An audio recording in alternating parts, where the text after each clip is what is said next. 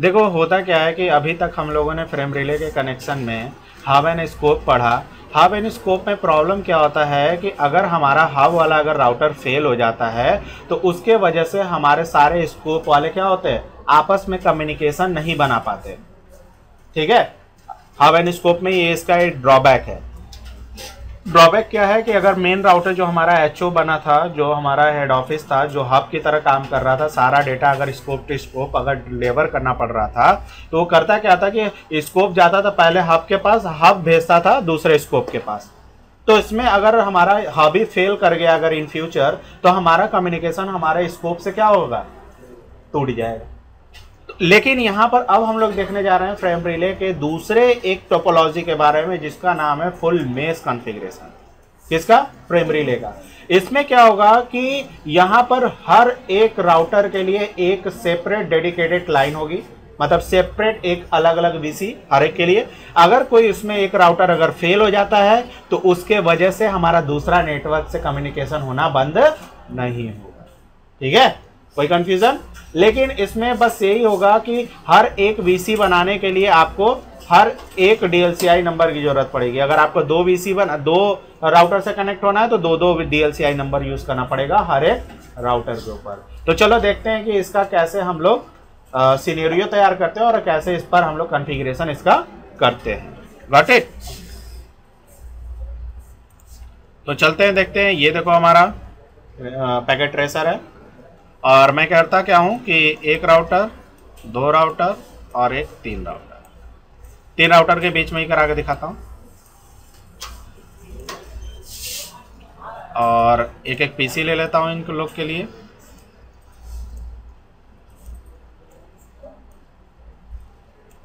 और इस पीसी को मैं कनेक्ट करता हूं इन सब से। स्विच ने लगाकर हम डायरेक्ट करके दिखा रहे हैं। ठीक है, ध्यान दीजिएगा सिनेरियो पर। जरूरी सर? नहीं डालना चाहो तो मत डालो, कोई प्रॉब्लम नहीं है। आप देखो, मैं इसको कनेक्ट करने के लिए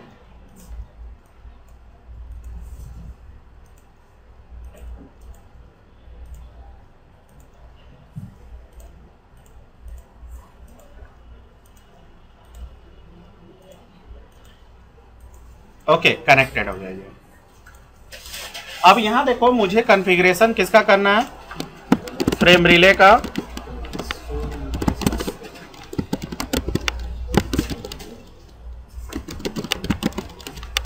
वो भी किसका?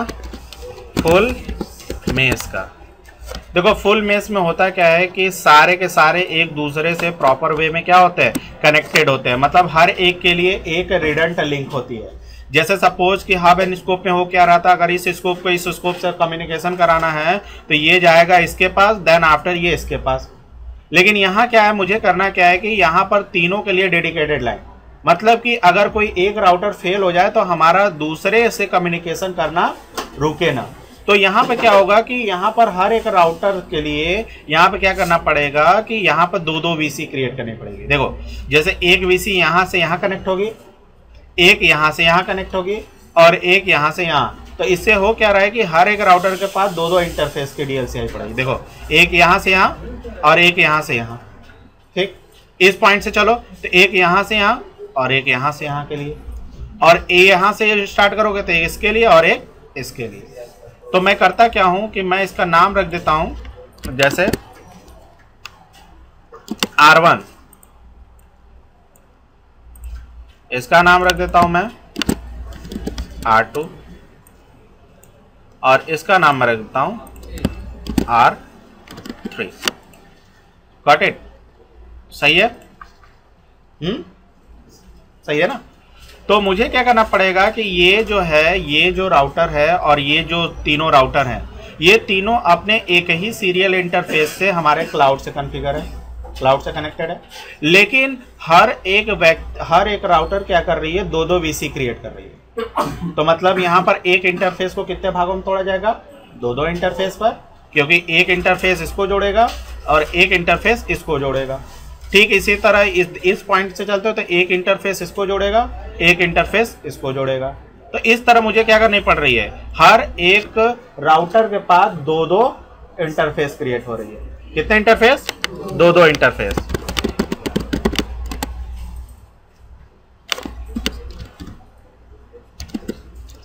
तो यहाँ मैं जो नेटवर्क यूज़ करूँगा वो यूज़ करूँगा 30 का, अरे 10 का, और एक जो और होगा कितना बेटा,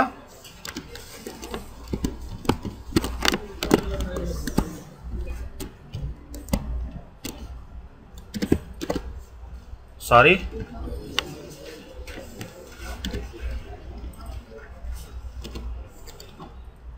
बता बेटा, इधर कितना कर दूं, 20 का कर दूं, और इधर मैं DLCI दूंगा,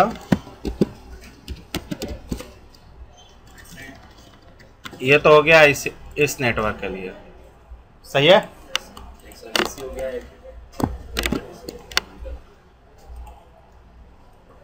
या ऐसे में भी दे सकता हूँ, R1 से R2 कनेक्ट होगा तो उस पर क्या IP पड़ेगी, ये पड़ेगी। फिर R1 से R3 अगर कनेक्ट होगी तो उस पर IP ये पड़ेगा 20 का। अब सही है, इधर से इधर और इधर से इधर, और DLCI नंबर भी ले लेते हैं। जो R1 से R2 को कनेक्ट करेगी, ठीक है, उसके लिए मैं DLCI यूज करूंगा।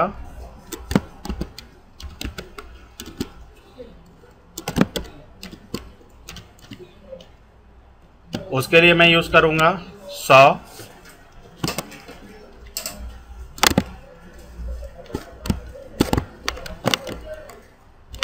और फिर उसके बाद R1 से R3 को कनेक्ट करने के लिए मैं जो DLCI यूज करूंगा कितना कर लूं, सॉरी 200, ठीक है, सही है। अब तो सेम सबके पास भी क्या होगा, दो DLCI होगी। देखो इधर आओगे तो इधर कितने DLCI होगी, जो R2 से R1 को कनेक्ट करेगा, तो इसकी DLCI दे देता हूं 101, और R2 से R3 को अगर कनेक्ट करता हूं तो इसका DLCI दे देता हूं 300। कोई कंफ्यूजन क्यों जी? और यहां पर IP के लिए मैं क्या करूंगा,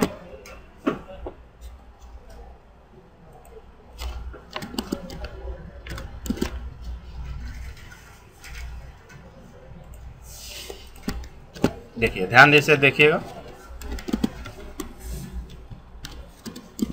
R2 से R1 कनेक्ट होगा तो उसका IP क्या पड़ेगा, ये पड़ेगा।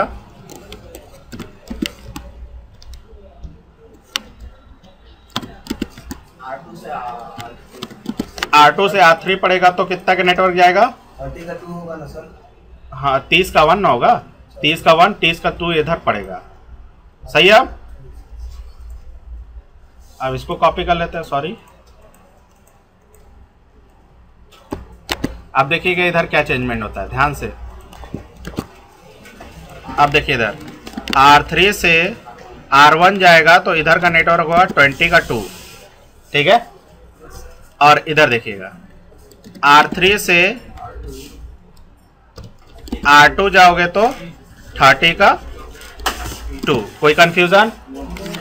फिर उसके बाद देखिए DLCI नंबर,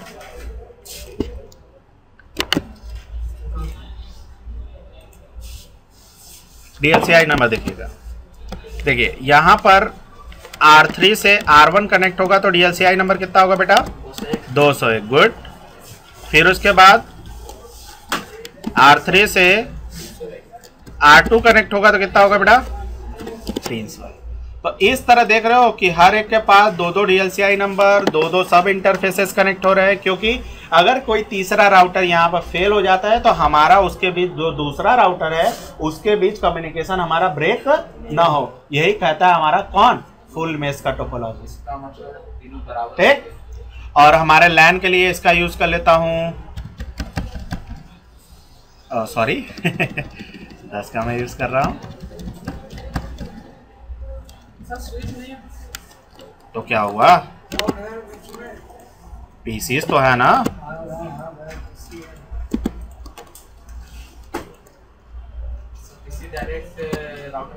क्यों नहीं जुड़ सकती है?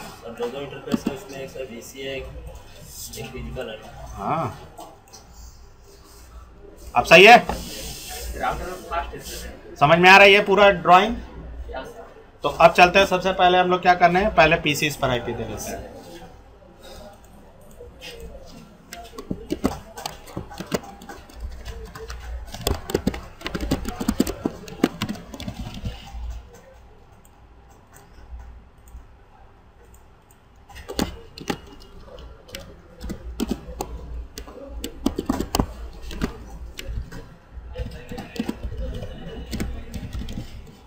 ओके, सही है।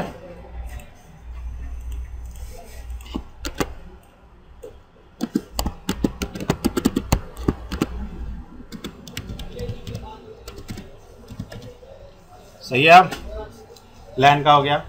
अब इसको नोटपैड खोल लेते हैं क्योंकि हम लोग का कॉन्फ़िगरेशन भी सेव करना होगा। तो सबसे पहले राउटर पर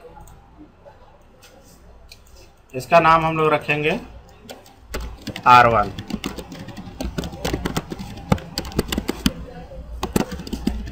सही है, चलते हैं इंटरफेस सीरियल 2/0 और यहाँ पर इनकैप्सुलेशन फ्रेम रिले चलाकर एग्जिट करके बाहर आ जाएंगे, है ना। और फिर interface serial 2/0.1 on point two point, क्योंकि दो इंटरफेस में तोड़ना है ना उसे। तो फिर उसके बाद फ्रेम रिले DLCI कितना पड़ेगी बेटा, 100। गुड। IP address